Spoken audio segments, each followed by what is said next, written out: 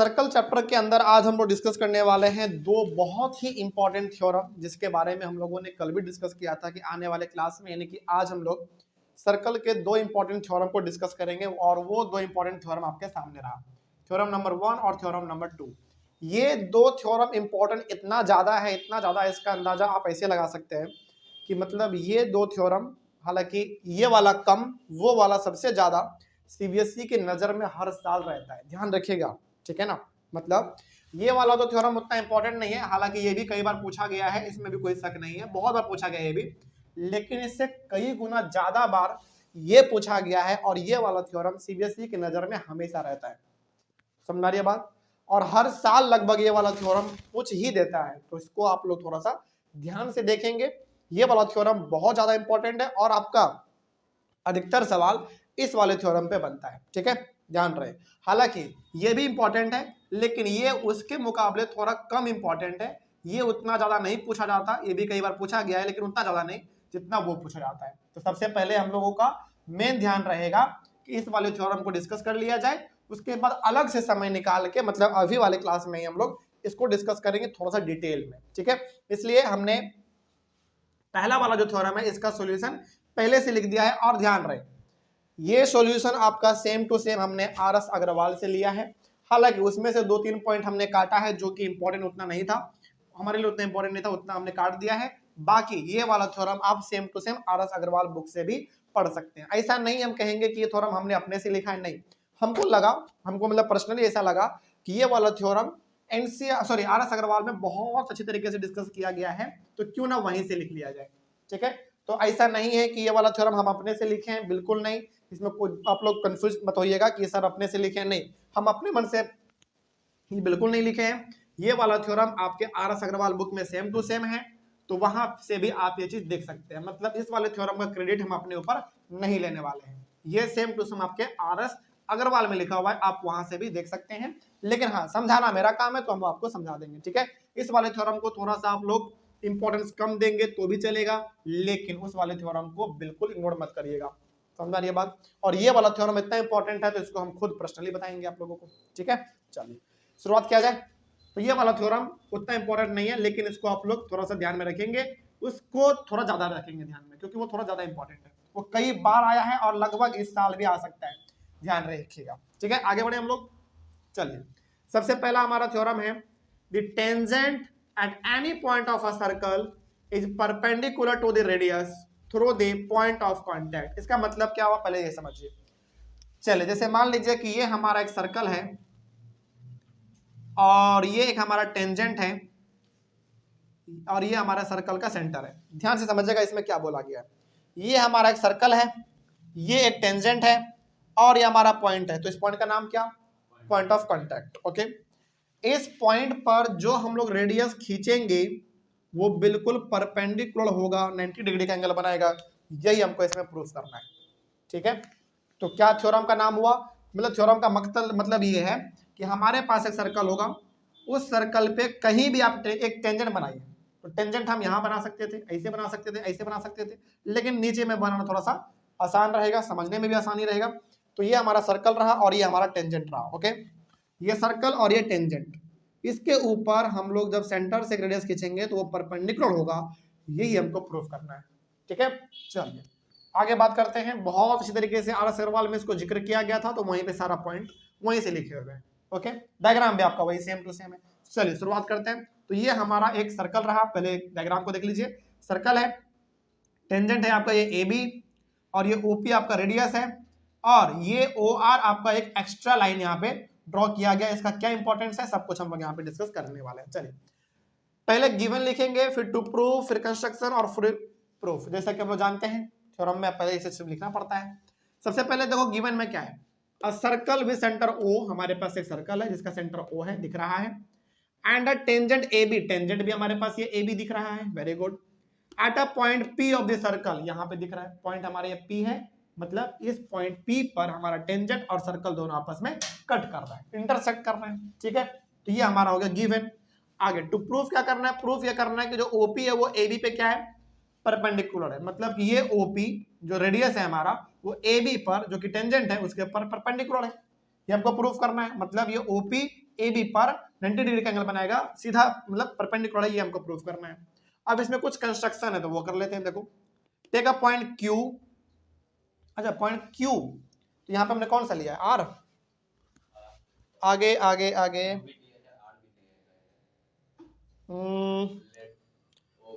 Other than P, अच्छा ये वाला हो जाएगा, सॉरी चलिए कोई दिक्कत नहीं है, ये वाला हमारा पॉइंट क्यू है और ये वाला आर है, ठीक है। चलिए अब सही है, आगे बढ़ते हैं। तो take a point Q other than P on A B, मतलब कि जो ए बी आपको दिख रहा है, ये तो टेंजेंट है हमारा, इस टेंजेंट के ऊपर आपको एक अलग पॉइंट लेना है, उसका नाम क्या रखना है, क्यू, हमने रख दिया। आगे ज्वाइन ओ क्यू, और ओ क्यू को आप क्या कर दो, ज्वाइन कर दो, हमने ज्वाइन भी कर दिया, ठीक है। सबको समझ में आ रहा है ना, लिखा हुआ सब आर एस अग्रवाल का है, बस समझाने हम आए हुए हैं, बस उसके अलावा कुछ नहीं समझिएगा, ठीक है। आगे बढ़ते हैं।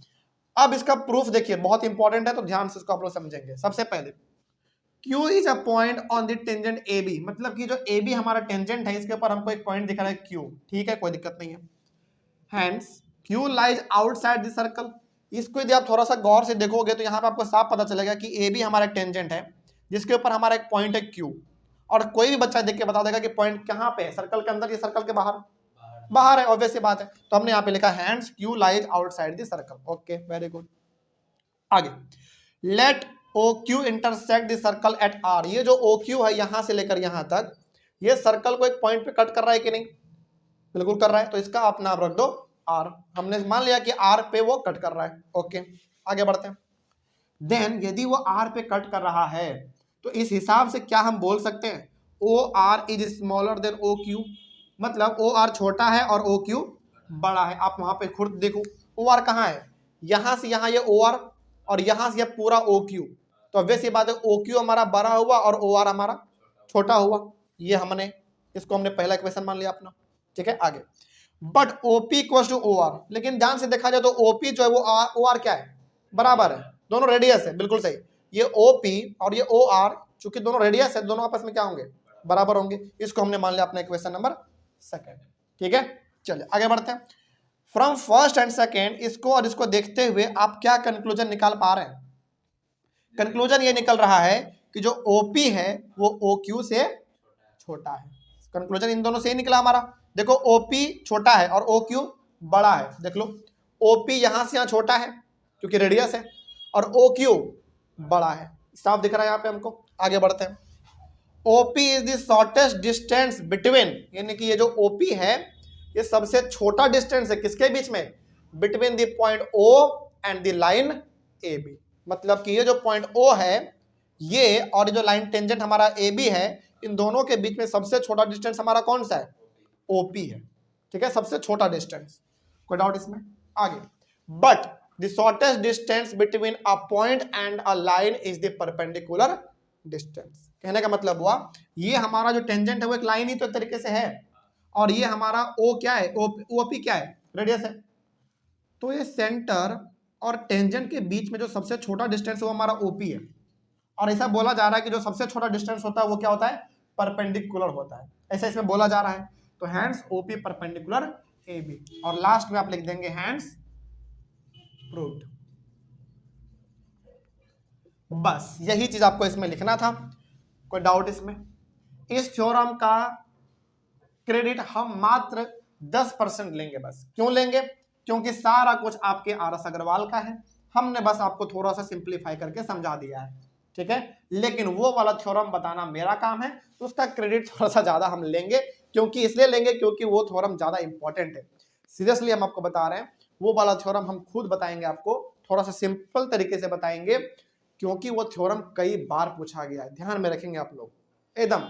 देखो आप लोग ध्यान रखिएगा, इस पूरे क्लास 10th में ना दो ही थ्योरम ऐसा है जो कि सीबीएसई के नजर में बहुत ज्यादा रहता है, हालांकि हमने आपको थ्योरम बहुत सारे पढ़ा दिए हैं, बहुत सारे हमने थ्योरम पढ़ाए हैं आपको, लेकिन सबसे इंपॉर्टेंट यदि दो थ्योरम कोई रहता है टीचर के नजर में, सीबीएसई के नजर में खास करके, वो पहला रहेगा आपका थेल्स थ्योरम, याद करो ट्रायंगल चैप्टर, थेल्स थ्योरम जिसको हम लोग बीपीटी भी बोलते थे, बेसिक प्रोपोर्शनैलिटी थ्योरम, पहला वो थ्योरम टीचर के नजर में रहेगा, तो उसको बिल्कुल प्रैक्टिस करिए, 2 बार 4 बार जितना बार करना पड़े करिए, हमने वो भी पढ़ा दिया है आपको।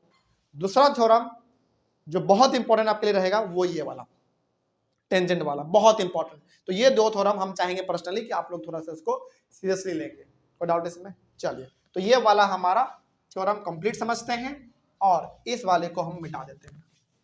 हालांकि ये भी हमको मिटाना पड़ेगा, इधर वाला पूरा ये ब्लू वाला, क्योंकि हमको वो थ्योरम वहां पे प्रूफ करना है। तो ऑनलाइन वाले बच्चे सबसे पहले आप लोग, और ऑफलाइन वाले बच्चे आप लोग भी पहले इतना कॉपी कर लीजिए। पहला वाला थ्योरम जो है पहले कॉपी करिए, क्योंकि हम उधर का बस कुछ पार्ट मिटाएंगे, इधर का तो रहेगा क्योंकि वहां पे हमको प्रूफ करना है। ठीक है, चलिए जल्दी से इसको कॉपी कर लीजिए, स्क्रीनशॉट लेना है स्क्रीनशॉट लीजिए, वीडियो को पॉज करके लिखना है, जो करना है करिए। ये वाला थ्योरम थोड़ा सिंपल है, ये उतना पूछा भी नहीं जाता, लेकिन हाँ हम ये नहीं बोलेंगे कि इसको ध्यान में नहीं रखना है, बिल्कुल रखना है, क्योंकि ये भी थोड़ा बहुत पूछा गया है। ठीक है, लेकिन वो तो खैर उसका बात ही अलग है, वो तो नेक्स्ट लेवल पे है। आगे बात करें, चलिए अब इस थ्योरम को थोड़ा सा आप लोग गौर से देखेंगे।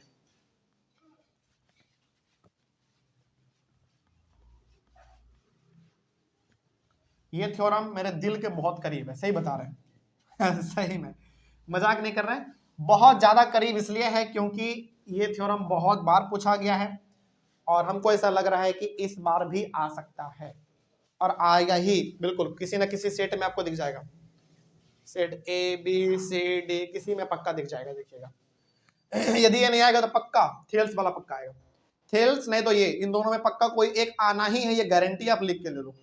ठीक है, चलिए अब इसको थोड़ा सा आप लोग ध्यान से समझिए, पहले ये है क्या, गिवन वगैरह बाद में लिखेंगे, पहले थोड़ा सा इसको समझ लेते हैं क्या बोला गया। देखो बोला गया है द लेंथ मतलब एक से ज्यादा है, यहाँ पे तो कितना लेंगे हम लोग, यहाँ पे 2 ले लेंगे समझने के लिए। The length of tangents drawn from an external point to a circle are equal. बोला गया है एक सर्कल के ऊपर 2 टेंजेंट खींचो, हालांकि यहाँ पे 2 नहीं बोला है, लेकिन हम लोग समझने के लिए क्या ले लेंगे, 2 टेंजेंट ले लेंगे। तो एक सर्कल है, ध्यान से आप लोग इसको कनेक्ट करिएगा, रिलेट करिए, फिर से हम लोग डायग्राम बनाएंगे तो समझेंगे, पहले समझिए। बोला गया कि एक सर्कल है, उस सर्कल के ऊपर 2 टेंजेंट है, डायग्राम बनाइए अपने माइंड में, एक सर्कल है, उस सर्कल के ऊपर 2 टेंजेंट है और वो जो दोनों टेंजेंट है ना एक बाहर वाले पॉइंट से खींचा गया है और आपको प्रूफ करना है कि दोनों टेंजेंट आपस में क्या है, सेम लेंथ का, मतलब इक्वल है, कुछ ऐसा। चलिए अब डायग्राम पे आएंगे, आपको थोड़ा ज्यादा समझ में आएगा। तो मान लीजिए कि यही वो हमारा सर्कल है सपोज, और ये हमारा वो एक्सटर्नल पॉइंट है। ठीक है, चलो एक मिनट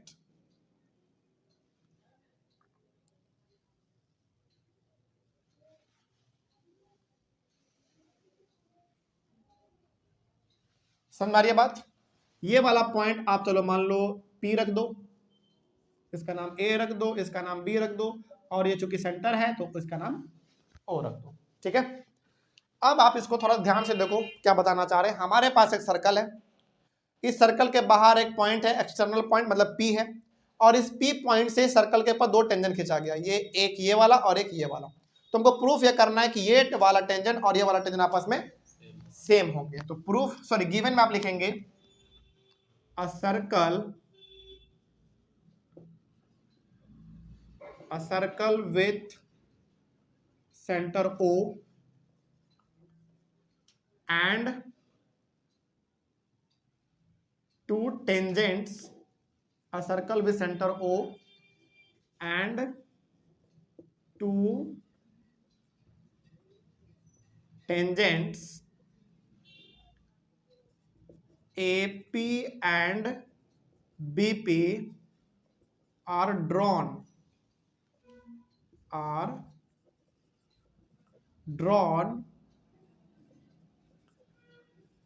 from an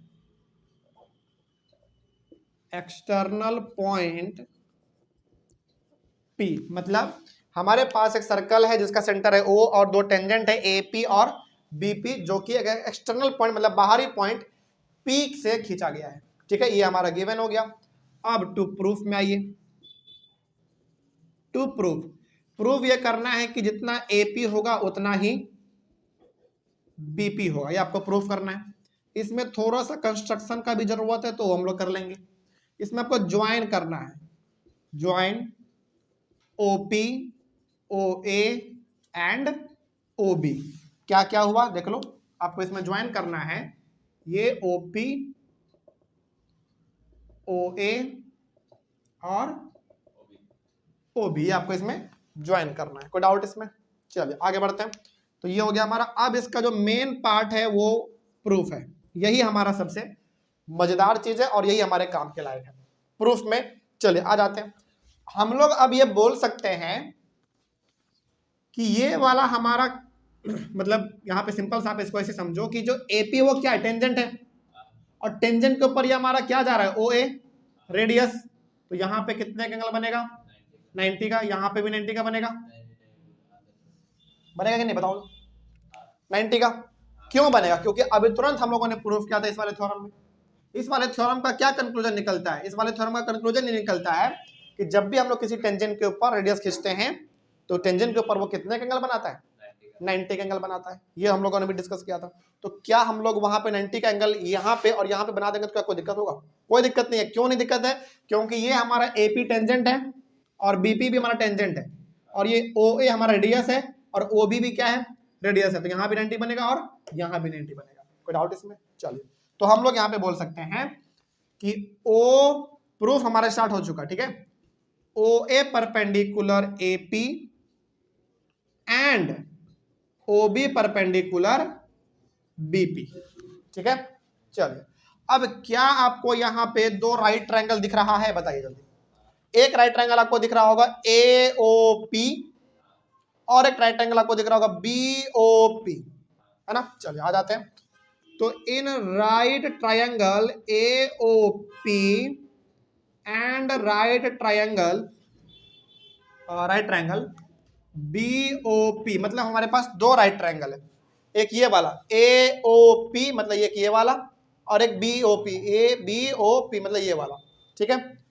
अब क्या आपको इसमें दिख रहा है कि ये एंगल इस एंगल के बराबर है, 90 के बराबर?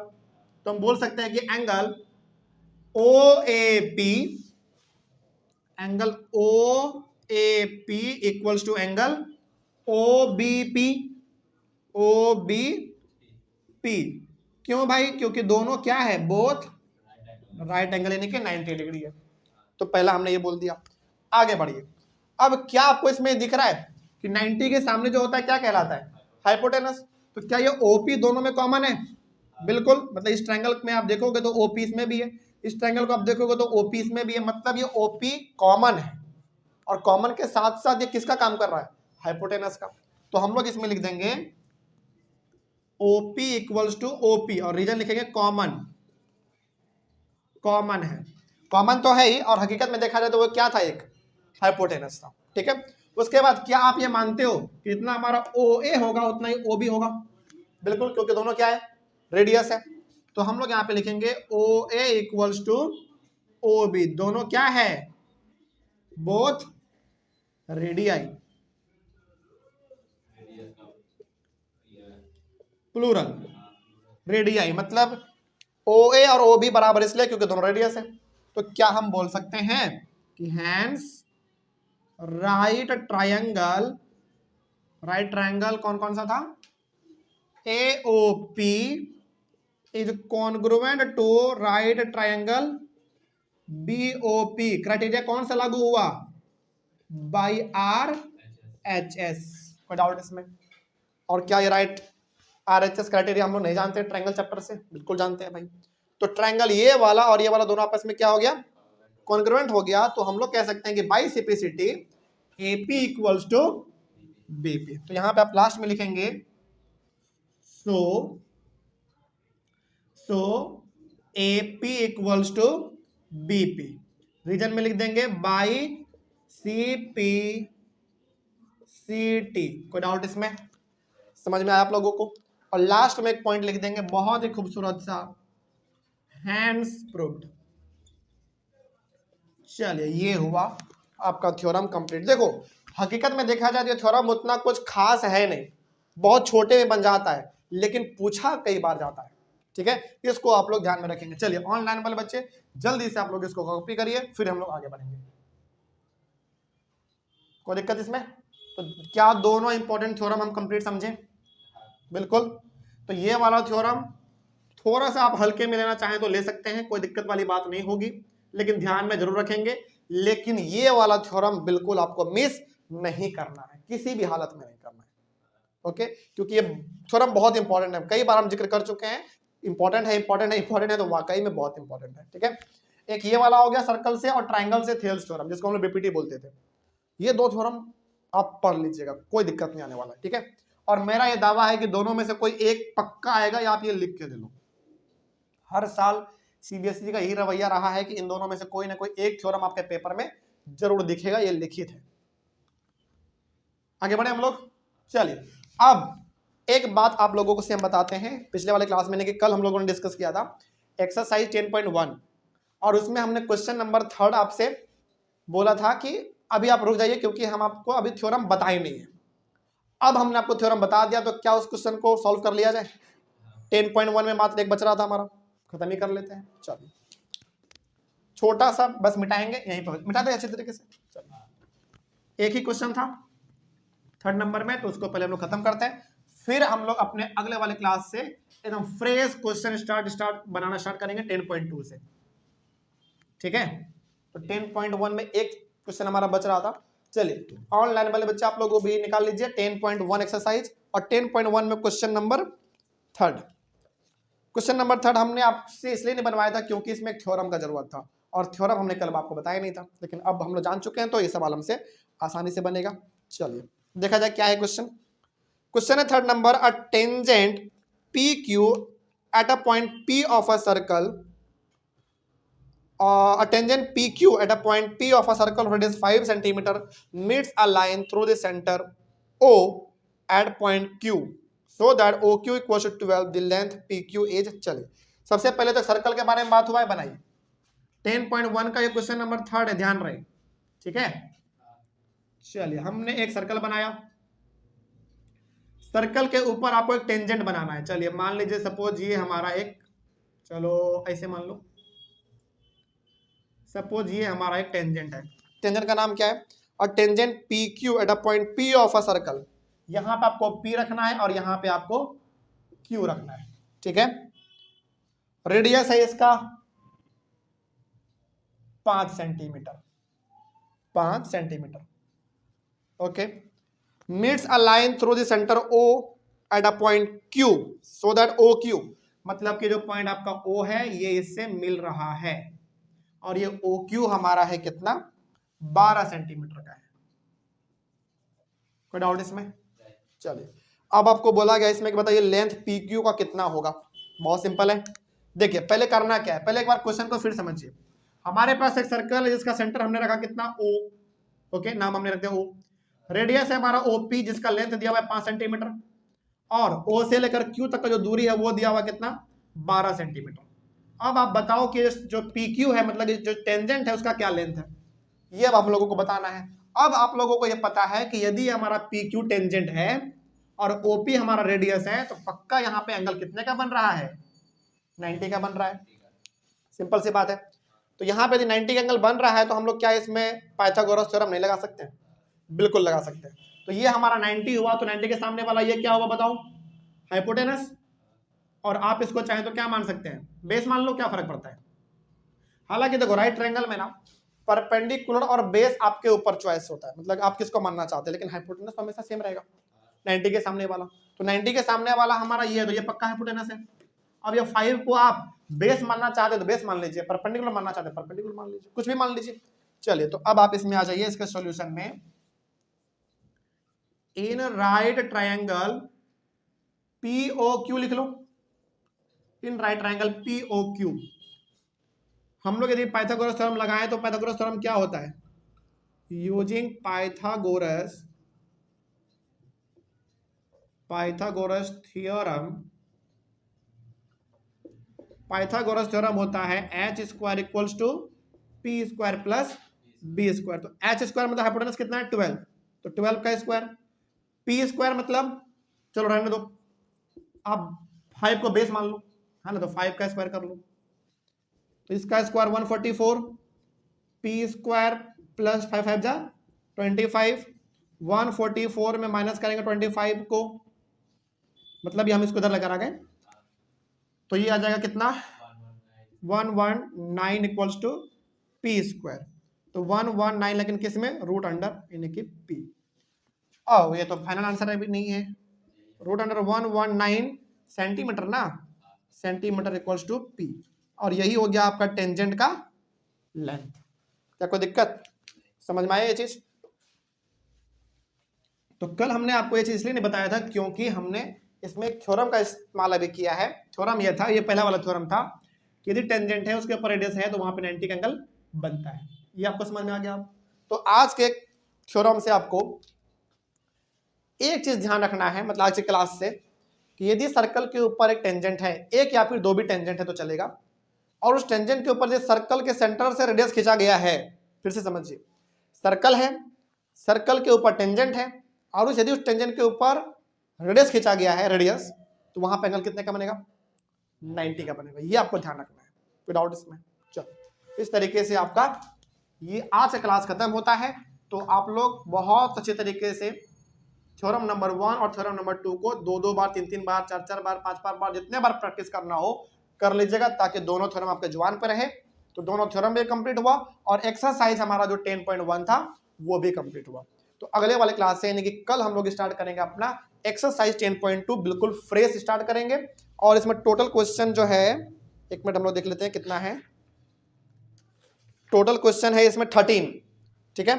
तो अब मेरा काम यह है कि 13 का 13 सवाल हम आपको बताएंगे। इसलिए टोटल सवाल बता रहे हैं क्योंकि चैप्टर छोटा है, क्वेश्चन भी बहुत कम है, तो मेरे तरफ से सब पूरा बता देंगे। उसके बाद आप लोगों को बनाना है, जहां से आप बनाए चाहें बनाइए, ठीक है। चलिए, कोई डाउट आज की क्लास में? तो मिलते हैं हम लोग अपने अगले क्लास में, यानी कि कल। तब तक के लिए थैंक यू। और हाँ, कल हम लोग स्टार्ट करेंगे एक्सरसाइज 10.2, ठीक है। तब तक के लिए thank you very much and have a nice day.